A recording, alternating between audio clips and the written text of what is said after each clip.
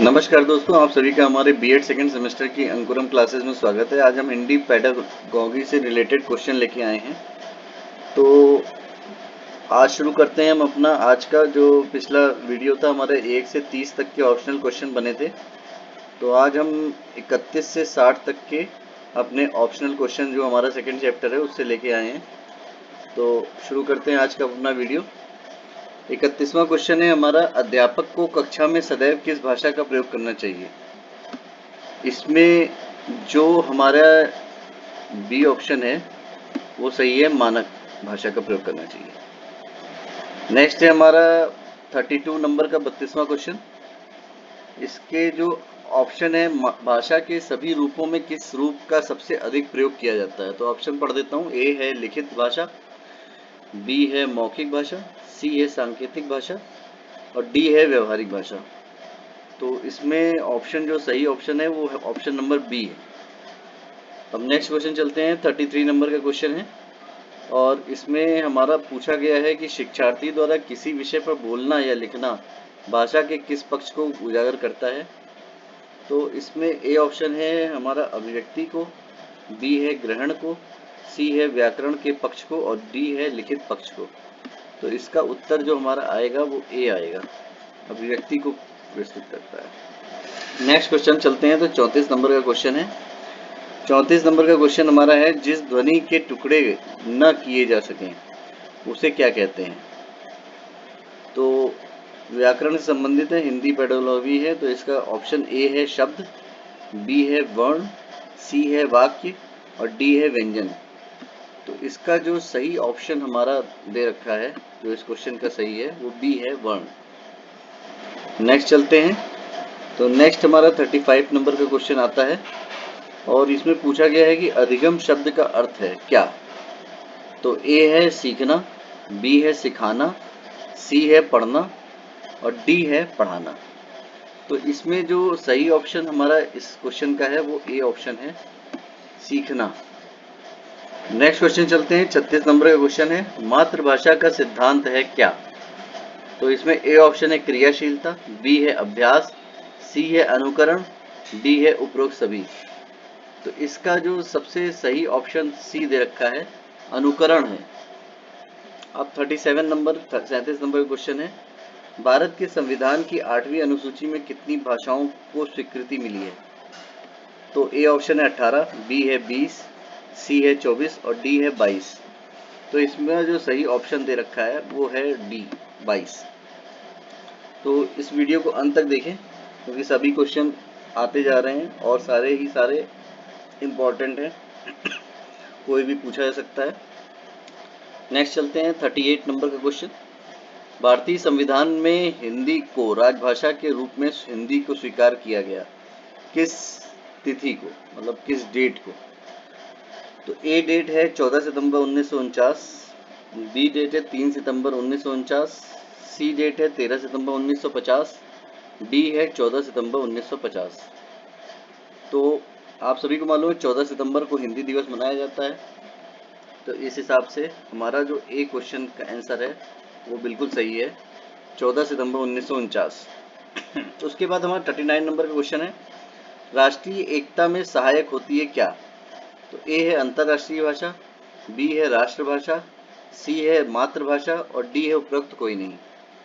इसका जो सही ऑप्शन है वो हमारा बी है, राष्ट्रभाषा, किसी भी राष्ट्र की राजभाषा।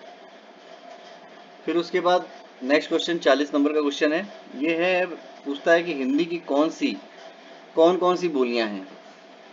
तो ए ऑप्शन है अवधी, बी है भोजपुरी, सी है ब्रज और डी है ये सभी।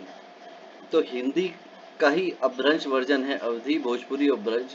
तो ये डी ऑप्शन ये सभी सही ऑप्शन है। नेक्स्ट चलते हैं। तो 41वां क्वेश्चन है। इसमें पूछता है कि शिक्षक द्वारा श्यामपट्ट पर लिखना नीचे दिए गए किस शिक्षक आयाम के अंतर्गत आएगा।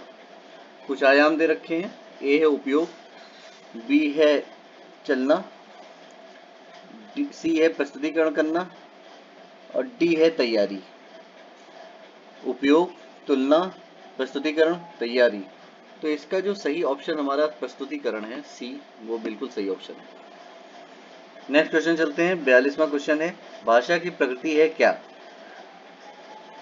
तो इसमें ऑप्शन दे रखा है, ए ऑप्शन है, भाषा एक अर्जित संपत्ति है जिसे प्रयोग के माध्यम से ही ग्रहण किया जा सकता है।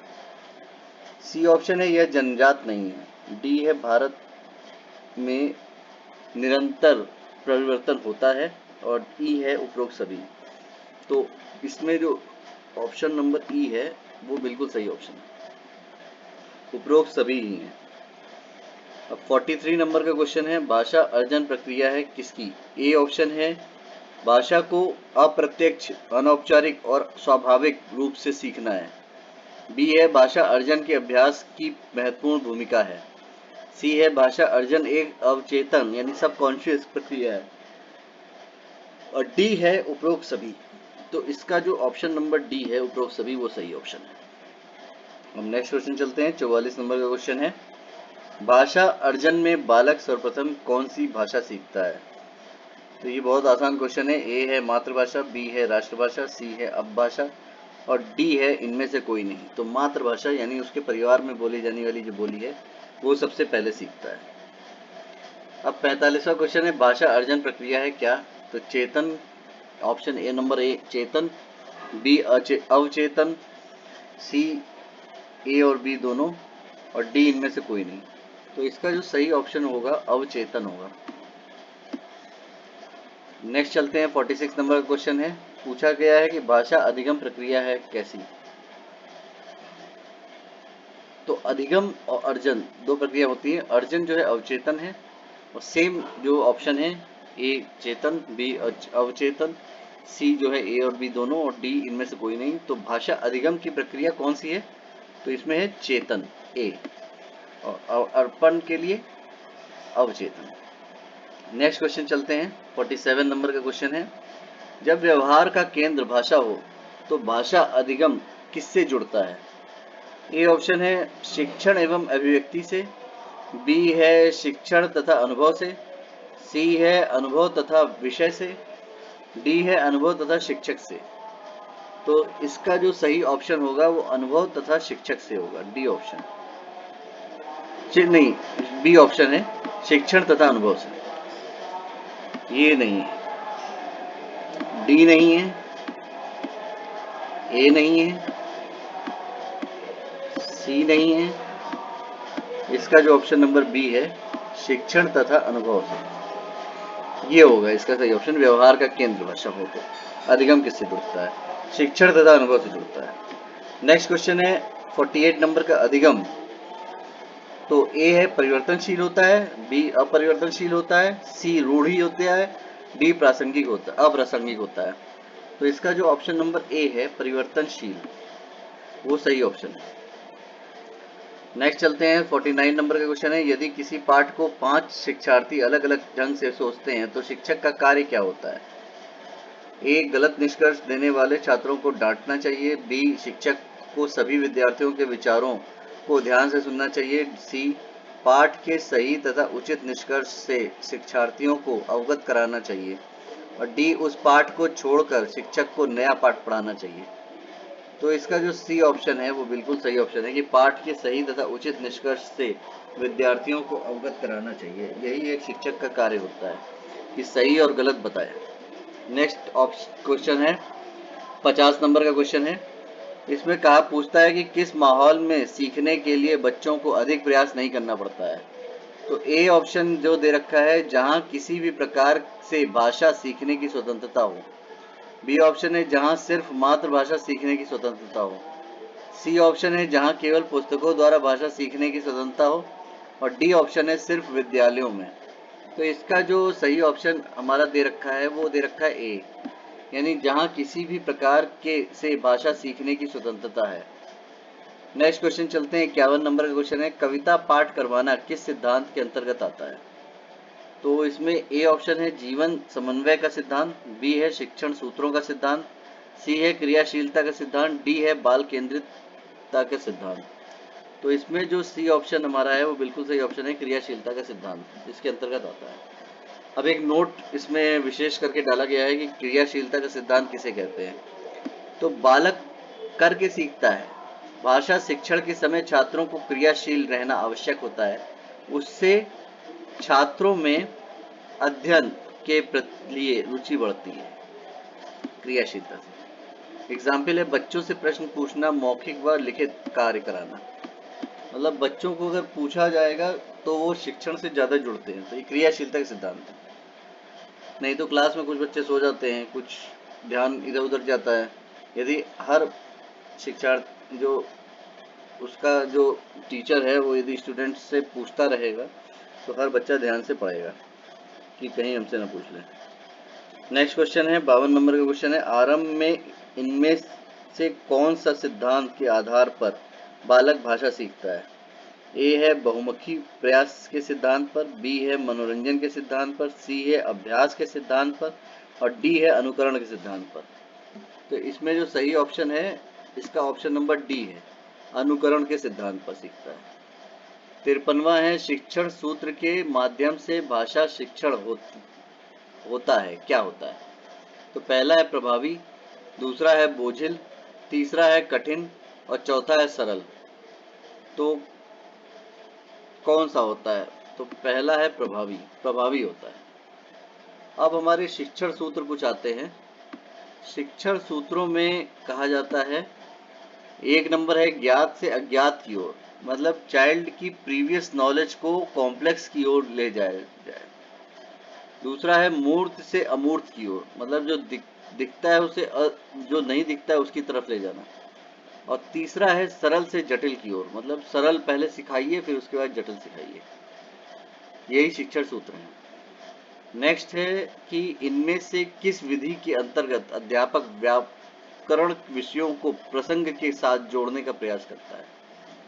तो कुछ विधियां दी गई हैं। ए है प्रत्यक्ष विधि, बी है भाषा संसर्ग विधि, सी प्रासंगिक विधि, डी पाठ्य पुस्तक विधि। तो इसका जो सही ऑप्शन होगा वो हमारा सी है, प्रासंगिक विधि।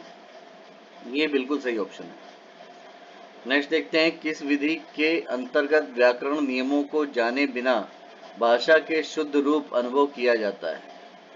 तो ए ऑप्शन है प्रत्यक्ष विधि के द्वारा, बी है सूत्र विधि के द्वारा, सी है भाषा संसर्ग विधि के द्वारा और डी है पाठ्य पुस्तक विधि के द्वारा।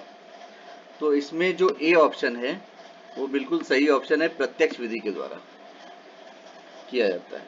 नेक्स्ट क्वेश्चन है 56 नंबर का क्वेश्चन है, यह है कि शालिनी पर्यायवाची शब्द समझाने के लिए विद्यार्थियों को कुछ समूह में बांटकर उनसे एक बोल खेल करवाती है। शालिनी का यह कार्य किस विधि के अंतर्गत आता है? तो शालिनी शिक्षिका है। ऑप्शन दे रखा है प्रत्यक्ष विधि, बी खेल विधि, सी सूत्र विधि और डी विश्लेषण विधि। तो इसका जो सही ऑप्शन होना चाहिए वो बी होना चाहिए, खेल विधि के द्वारा। अब 57 नंबर का क्वेश्चन है, नीचे दिए गए विकल्पों में से किस विधि का आधार केवल व्याकरण की पुस्तकें हैं? तो ए है पाठ्य पुस्तक विधि, बी है सूत्र विधि, सी है विश्लेषण विधि और डी है भाषा संसर्ग विधि। तो इसमें जो सही जो ऑप्शन है वो है पाठ्य पुस्तक विधि के द्वारा। नेक्स्ट चलते हैं तो हमारा 58 नंबर का क्वेश्चन आता है, भाषा शिक्षण के सिद्धांतों में से किस सिद्धांत में छात्रों को सबसे कम मेहनत करनी पड़ती है? तो ए है प्रत्यक्ष विधि, बी है प्रयोग विधि, सी है विश्लेषण विधि और डी है प्रासंगिक विधि। तो इसका जो सही ऑप्शन होना चाहिए वो होना चाहिए हमारा डी, प्रासंगिक विधि के द्वारा। अब नेक्स्ट चलते हैं तो 59 नंबर का क्वेश्चन है, इनमें से कौन सा कार्य विचारात्मक अधिगम के अंतर्गत आता है? तो ए है पहाड़े सीखना, बी है क्रिकेट खेलना सीखना, सी है पाक कला सीखना यानी खाना बनाने की कला सीखना और डी है बागवानी। तो इसमें विचारात्मक अधिगम के अंतर्गत आता है पहाड़े सीखना। नेक्स्ट है हमारा 60 नंबर इस वीडियो का सबसे लास्ट क्वेश्चन है, वर्णोच्चारण विधि का प्रयोग किस भाषा में कौशल में किया जाता है?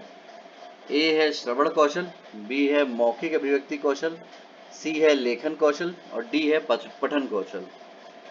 तो हमारा जो इसमें सही ऑप्शन है वो है पठन कौशल, डी ऑप्शन इसके अंतर्गत किया जाता है। नेक्स्ट वीडियो जो है बहुत जल्द आएगा, तो आज का वीडियो यदि अच्छा लगे तो चैनल को सब्सक्राइब करें, बेल आइकन को क्लिक करें, वीडियो को लाइक करें, शेयर करें, कमेंट करें, ताकि ज़्यादा से ज़्यादा लोगों तक ये वीडियो पहुंच सके। आपका बहुत बहुत धन्यवाद। आपका दिन मंगलमय हो। नमस्कार।